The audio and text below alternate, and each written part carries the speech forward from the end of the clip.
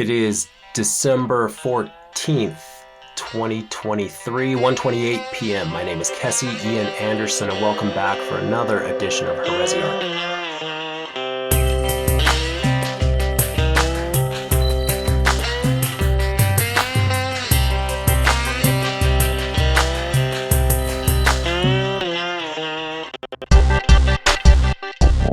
When I first came across this, I just knew I had to jump on it.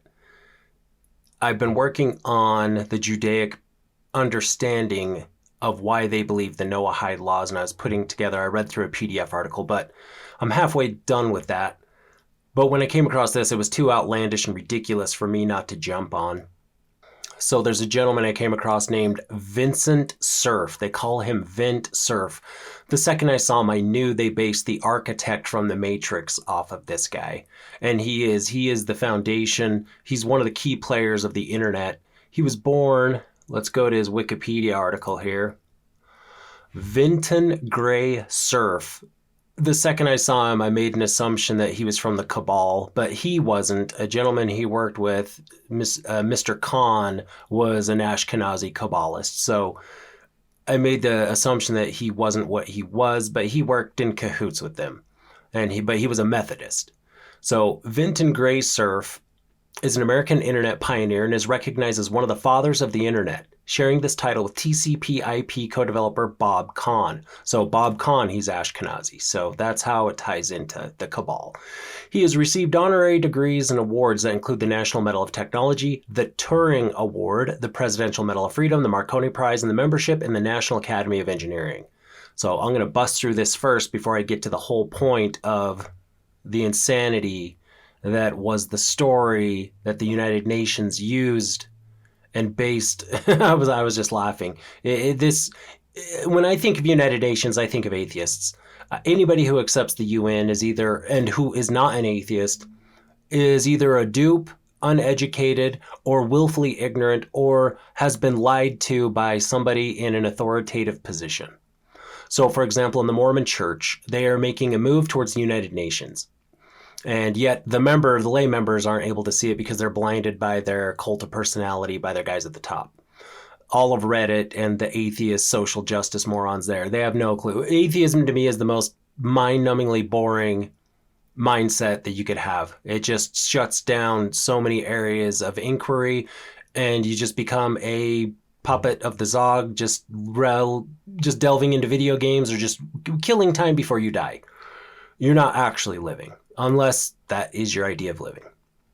But anyway, Vint Cerf was born in New Haven, Connecticut, June 23rd, 1943, son of Muriel Negre and Vinton Thruston Cerf. Cerf attended Van Nuys High School and John Postal and Steve Crocker while in high school. Cerf worked at Rocketdyne on the Apollo program for 6 months and helped write statistical analysis software for the non-destructive tests of the F-1 engines. Cerf received a Bachelor of Science degree in mathematics from Stanford University. After college, Cerf worked at IBM as a systems engineer supporting QuickTran for 2 years. Cerf and his wife Sigrid both have hearing deficiencies. They met at a hearing aid agent's practice in the 1960s, which led him to become an advocate for accessibility.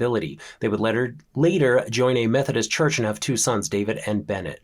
He left IBM to attend graduate school at the University of California, Los Angeles, where he earned his Master of Science degree in 1970 and his PhD in 1972. Cerf studied under Professor Gerald Estrin and worked in Professor Leonard Kleinrock's data packet networking group and connected to the first 2 nodes of the ARPANET, the first node on the internet, and contributed to a host-to-host protocol for ARPANET.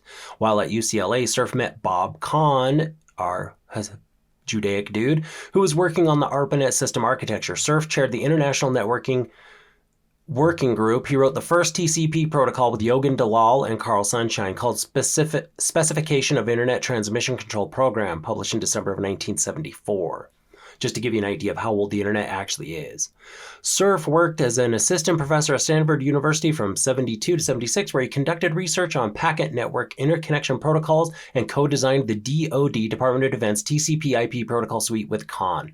Cerf worked at the United States Defense Advanced Research Projects Agency, DARPA, from 1973 to 1982, and funded various groups to develop TCP/IP, packet radio, PRNet, packet satellite SATNet, and packet security technology. So this is back in the 70s or the 80s. They've already got wireless transmissions going with satellites, people.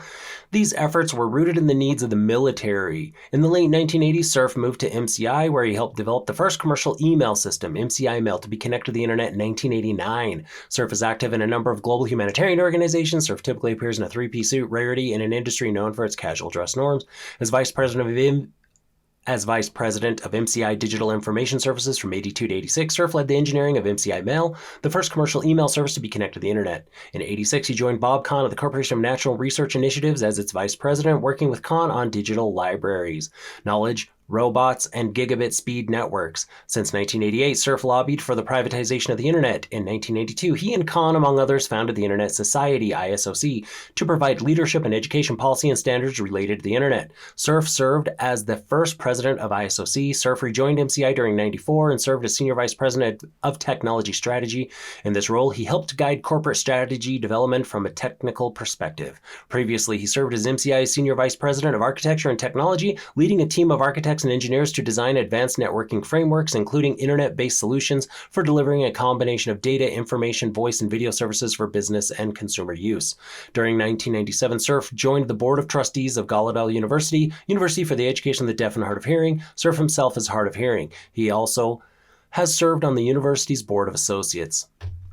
Now, let's go down to Cerf has worked for Google as a vice president and chief internet evangelist since October 2005. That's an interesting way to name this guy, Chief Internet Evangelist.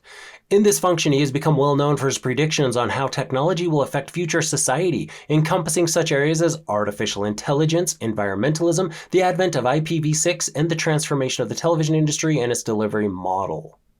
Cerf has served as a commissioner for the Broadband Commission for Digital Development, a UN body which aims to make broadband internet technologies more widely available. Cerf helped fund and establish ICANN, the Internet Corporation for Assigned Names and Numbers. He joined the board in 1999 and served until November 2007. He was chairman from November of 2000 to his departure from the board. Cerf was a member of Bulgarian President Georgi Parvanov's IT Advisory Council from March 2002 to January 2012. He is also a member of the Advisory Board of Eurasia Group, the political risk consultancy. Cerf is also working in the interplanetary internet, together with NASA's Jet Propulsion Laboratory and other NASA laboratories. It will be a new standard to communicate from planet to planet, using radio laser communications that are tolerant of signal degradations, including variable delay and disruption caused, for example, by celestial motion.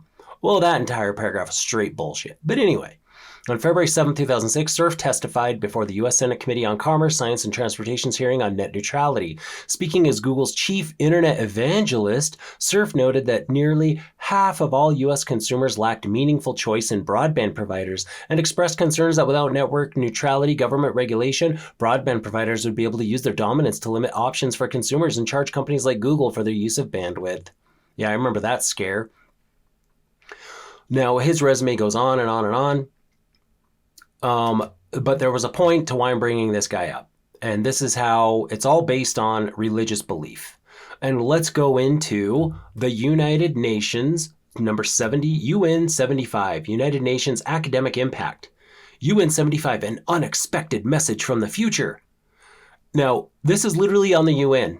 This is UN.org, academic impact. So what I'm going to read to you, they're basing policy off of this nonsense. Now, if you haven't gone and listened and fought through my belabored report from Iron Mountain, this falls right into that. I don't believe this is real for a minute, and if it is real, we should not take anything the UN tells us as factual. This Vint Cerf guy, this is insanity to me, this whole narrative that I'm about to read to you. So UN 75, an unexpected message from the future. 2020 marks the 75th anniversary of the founding of the United Nations. To commemorate this milestone, United Nations Academic Impact has asked academics, educators, and leading figures in the fields of science, technology, and innovation to share their views on the multilateral experiment born of war to foster peace. What they see as the role of the organization in the 21st century and beyond, and what the world might look like in 25 years when the UN celebrates its 100th anniversary. 2023. UNAI will be running this series throughout the year and invite you to engage in the global conversation using hashtag UN75 and hashtag shaping the future. Hate these scripted nonsense PR hashtag. So fake, so forced, so inorganic. This is just Rockefeller Institute bullshit. This is just Federal Reserve nonsense. This is cabal, just droll, Luddite nonsense to feed goy slop to humanity. Anyway, here we go. The article was contributed by Vint Cerf, Vice President and Chief Internet Evangelist for Google, where he contributes to global policy development and continued spread of the Internet. Widely known as one of the fathers of the Internet, Cerf is the co-designer of the TCP/IP protocols and the architecture of the Internet. He has served in executive positions at MCI, the Corporation for National Research Initiatives, and the Defense Advanced Research Projects Agency, and the faculty of Stanford University. DARPA, DARPA, where hydrogel and graphene and injections of mRNA come from. That DARPA.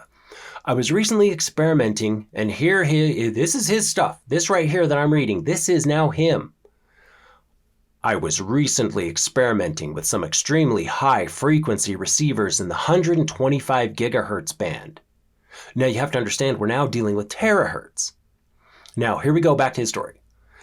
When I detected an unexpected but strong and repeated signal, I recorded it, and after a considerable effort using sophisticated machine learning tools, I was able to decode the signal.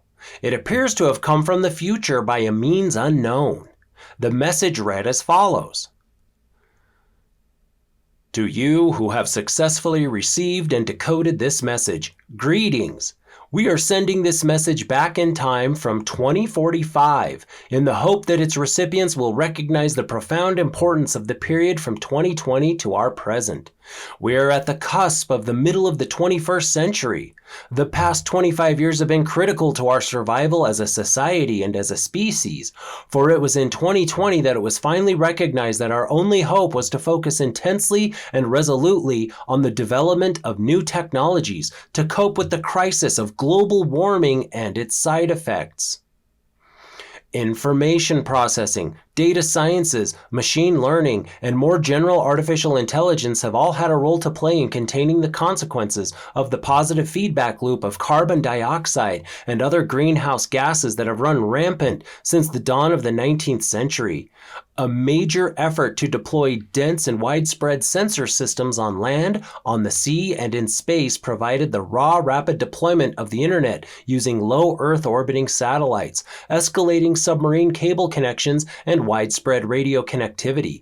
A global environmental sensing system was set up thanks to the agreements put in motion by the UN Secretary General's prescient invitation for the nations of the world to make digital cooperation a reality. Agreements were reached on standards for information sharing, massive data and metadata accumulation, and new analytic tools, some based on sophisticated machine learning methods. We were able to model in far more detail than before the interactions of atmosphere, ocean, and the effects of cloud cover to predict climate and weather conditions more precisely. Sophisticated genetic modeling allowed botanists to develop new species able to survive and thrive in warmer, drier climates and in saltier water conditions. Ocean flora and fauna were introduced that were capable of living in the more acidic surface ocean layers near continental boundaries. A particularly important development came around 2030 with a breakthrough in energy storage technology allowing electrical energy to be stored cheaply and efficiently and in vast quantities. Energy from intermittent power sources such as wind and solar was harvested and stored for use when needed. Equally important, new designs for meltdown-resistant nuclear reactors were finally approved and construction begun. These systems burned spent fuel from much older and less efficient nuclear power plants. In our time, the internet has become ubiquitous, accessible everywhere and in copious capacity. Most access is wireless, although all such systems ultimately go to ground in the form of optical fiber networks girdling the globe. Information is available in all languages and discoverable through fully accessible applications usable by everyone. We have also come to grips with the pernicious and toxic consequences of unbridled social media, recognizing the incentives for economic and societal societal harm seemingly implicit in online environments, and the weaknesses of the technical information infrastructure on which we increasingly depended. Cooperative regulatory guidelines were agreed among the nations of the world and enforced through broadly adopted treaties. Knowing what is possible is 90% of the way to overcoming skepticism and uncertainty. We here in the future commend you of our past for your brave and determined initiatives to reinvent the world for your future descendants. Please know that the effort has been worth it.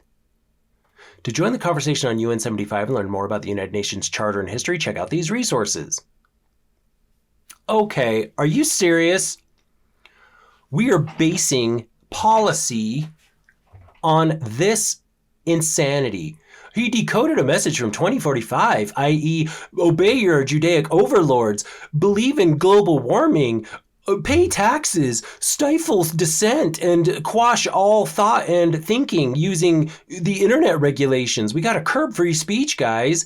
This whole thing is so stupid. This is the report from Iron Mountain, only now they're trying to reach into the future and guilt us.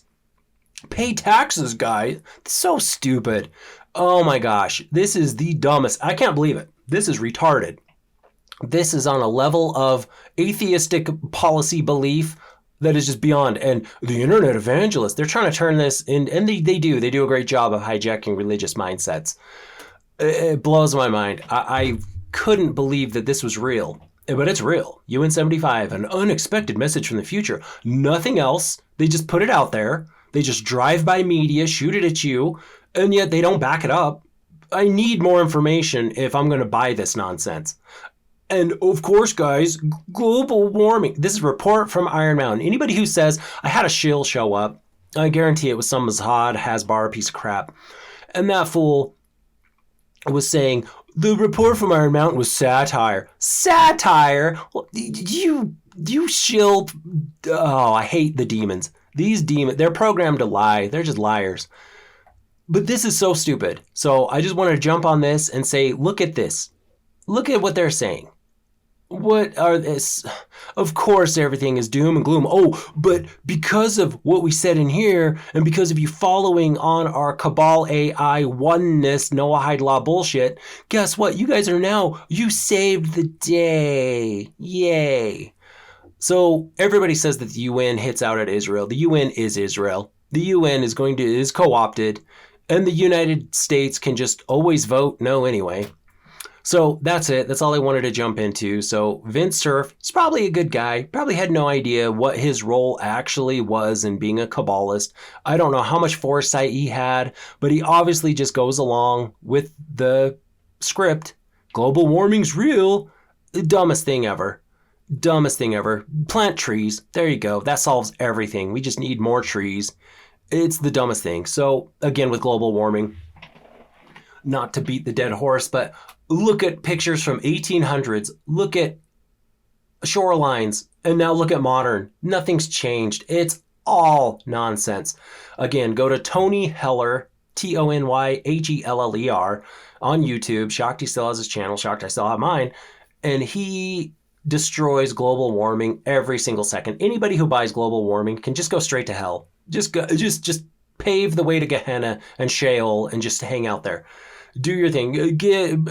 Do something stupid for Mossad on camera. There you go. You're that worthless. So anyway, that's all. Until next time.